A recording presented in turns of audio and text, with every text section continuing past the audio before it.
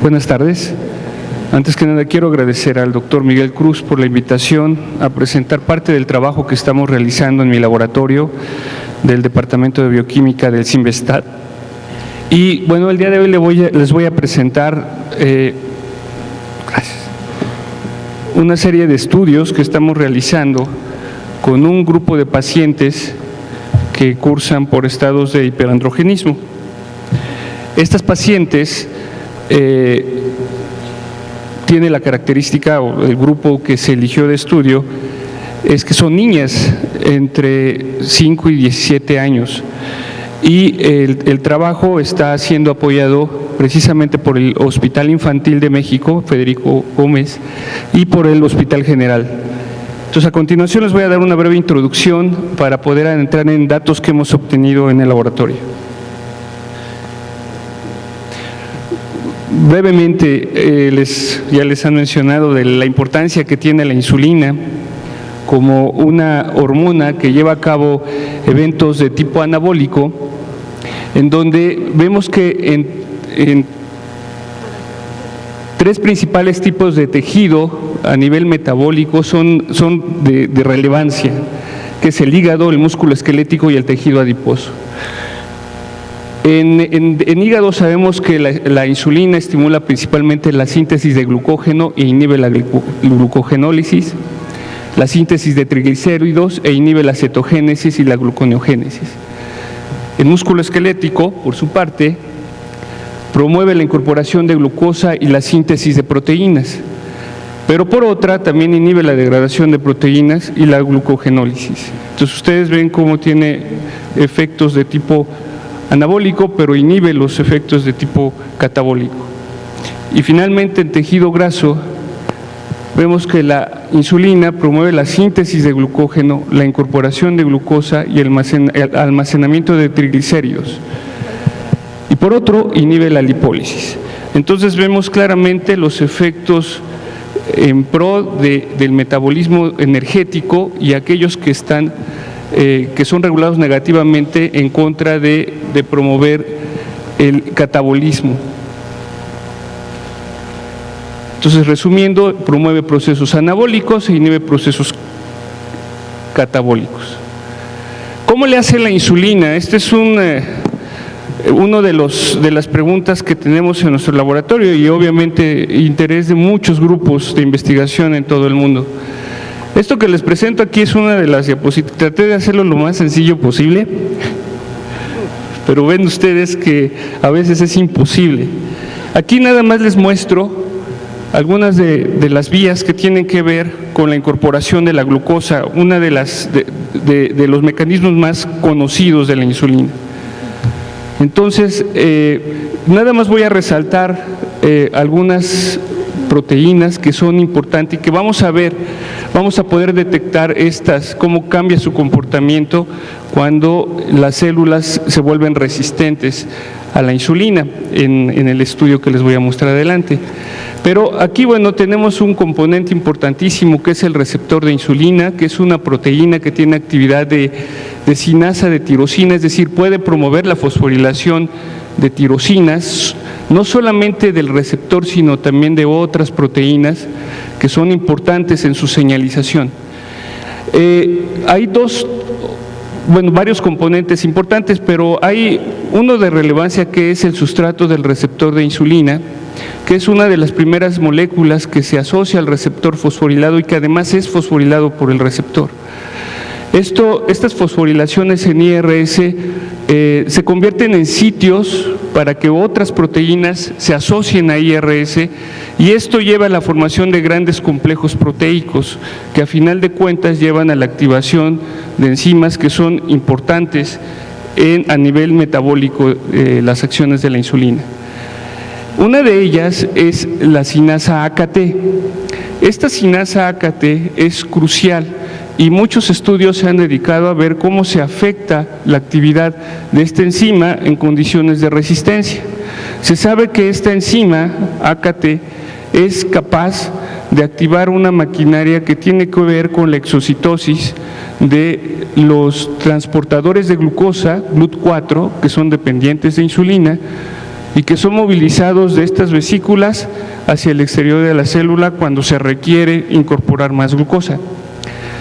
En estos términos, les voy a mostrar cómo en condiciones de resistencia esta AKT se ve alterada. Es importante mencionarles que para activarse, esta enzima tiene que estar fosforilada en dos residuos, en la treonina 308 y la serina 473. Esto es muy importante porque aunque estos residuos tienen que estar fosforilados para tener completamente activa AKT, hay una serie de trabajos que sugieren que uno de ellos es más importante estar fosforilado para promover eventos metabólicos y que el otro, en este caso el que tiene que ver con eventos metabólicos, es la treonina 308, pero el otro, la serina 473, se ha visto más relacionada con los efectos antiapoptóticos que tiene la insulina. Entonces, ya aclarando esto, más adelante verán ustedes cómo efectivamente se ven alteradas de manera diferencial cada uno de estos residuos. Otra otra proteína, esta no es una enzima, esta es una proteína conocida como GAP, que tiene que ver precisamente con esta maquinaria de mover los transportadores, es AS160. Y también en el laboratorio somos capaces de evaluar si esta se encuentra en estado fosforilado, que es inactivo y promueve que los transportadores puedan movilizarse hacia el exterior. Entonces, resumiendo, aunque se ve muy complejo, sí podemos enfocarnos en diferentes proteínas que son claves en la señalización de la insulina y que también se ven alteradas cuando existe resistencia. ¿Cómo se regulan las secciones de la insulina? Esto es muy importante porque si entendemos cómo en condiciones normales, después de que la insulina activa todos estos procesos, también existen mecanismos que tienen que apagar esa señal, y esos mecanismos son mecanismos naturales, son como mecanismos de defensa que tiene la misma célula. Entonces, la insulina promueve la señalización y las respuestas de tipo metabólico, que lo veríamos resumido aquí, pero a su vez la misma insulina promueve que se den varios mecanismos que regulan esta misma señal. Entre ellos es, por ejemplo, que se internalice el receptor a través de endosomas. El segundo es que algunas proteínas clave, como el mismo receptor de insulina o sus sustratos, se ven fosforilados ahora no en tirosinas, como pasa en la activación, sino ahora en serinas o treoninas. Se sabe que esta fosforilación en serinas y treoninas de IRS y del propio receptor desencadenan mecanismos que tienen que ver con el apagado de la señal, ¿sí? Se sabe que esta fosforilación cambian la conformación de estas proteínas y eso promueve que ahora sean más accesibles, por ejemplo, a proteínas fosfatasas que defosforilan tirosinfosfatasas que quitan los sitios fosforilados en tirosina y de esta manera apagan la señal. Entonces, vemos que el trabajo de muchos grupos se ha dedicado a ver cómo es que se regula IRS por la fosforilación en serinas. Se han descrito una gran cantidad de sitios de serinas y treoninas que pueden ser fosforilados y que además están implicados en la regulación negativa de esta proteína. De la misma manera se ha visto con el receptor de insulina. Ahora, curiosamente, la mayoría de los grupos sugieren que el más importante, aunque deberían de ser los dos, pero el más importante en este proceso de regulación es IRS. Y al receptor de insulina como que no le encuentran todavía cuál es la función de esta fosforilación en serina.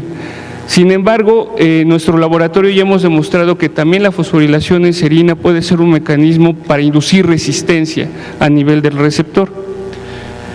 Y bueno, ahora les voy a platicar que cuando se regresando a esta diapositiva, cuando existen mecanismos que pueden prender estos eventos de regulación que son clásicos en la resistencia. Ya vieron ustedes varias pláticas en donde se mencionan que diferentes factores pueden inducir resistencia y muchos de ellos lo que hacen precisamente es encender esto que en condiciones naturales, normales, hace la insulina. Sin embargo, todos estos factores como el TNF-alfa, los ácidos grasos, etcétera, lo que hacen es promover de alguna manera que se enciendan estos mecanismos. Y llevan a un estado conocido, que también ya se ha visto mucho aquí, que es la resistencia a la insulina, que es un estado patológico en el que las células que ordinariamente responden a la insulina dejan de hacerlo. Esto es muy importante porque los individuos con resistencia a la insulina están predispuestos al desarrollo de diabetes mellitus tipo 2, además de asociárseles frecuentemente a importantes desórdenes de salud, entre los que ya se han mencionado obesidad, hipertensión, infección crónica y enfermedades de tipo cardiovascular. Entonces, esta es la razón de por qué tratar de entender a nivel molecular todos estos eventos, y eso es lo que estamos tratando de hacer en el laboratorio. Algunos estados de hiperandrogenismo, se sabe, en mujeres, se asocian a la resistencia a la insulina. Esto fue un acercamiento que tuvimos con un grupo del Hospital Infantil de México, liderado por la doctora Nayeli Garibay, quienes están interesados en abordar este grupo de pacientes que precisamente se convierten en un muy buen modelo de estudio porque tienen hiperandrogenismo, pero además muchos de ellos presentan ya resistencia a la insulina o van a desarrollar resistencia a la insulina. Dentro de todo el universo que se puede encontrar de hiperandrogenismo, hay uno muy particular que en nuestro caso es importante, que son las mujeres que desarrollan el síndrome de ovarios poliquísticos y que presentan también hiperandrogenismo. Aquí se presentan algunas de sus características. Y aquí hay un círculo vicioso en donde no se sabe exactamente, bueno, se sabe que el hiperandrogenismo promueve resistencia a la insulina, pero también se sabe que el hiperinsulinismo y la misma resistencia también promueve hiperandrogenismo. Aquí vienen algunas de las características del síndrome de ovarios poliquísticos. Voy a notar principalmente esto, que son alteraciones a nivel del receptor de insulina. Se sabe que hay una disminución en el número de receptores de la insulina en este tipo de pacientes. Se sabe también que se puede promover la degradación del receptor y también hay una disminución en el estado de fosforilación en tirosinas del mismo. Como les mencionaba, esto tendría que ver con el apagado de la señal. También se sabe que hay un incremento en el factor de necrosis tumoral y también de interleucinas en relación a lo que se puede ver del estado de fosforilación del receptor en serinas, que les mencionaba que esta fosforilación en serina también está asociada precisamente con la resistencia. Entonces, ya se ha tratado de estudiar, se han hecho estudios con pacientes en cultivos primarios de músculo esquelético, pero esas pacientes han sido adultas y no en México, sino en otros países. Muchos de esos estudios provienen de los Estados Unidos y en uno de ellos se encontraron que pacientes que presentan síndrome de ovarios poliquísticos vieron que está afectada una de las enzimas importantes que tiene que ver con la activación de AKT, esta enzima que les decía que es como clave en las acciones metabólicas de la insulina. Y también encontraron que IRS, la interacción de IRS y esta PI3K se encuentra alterada.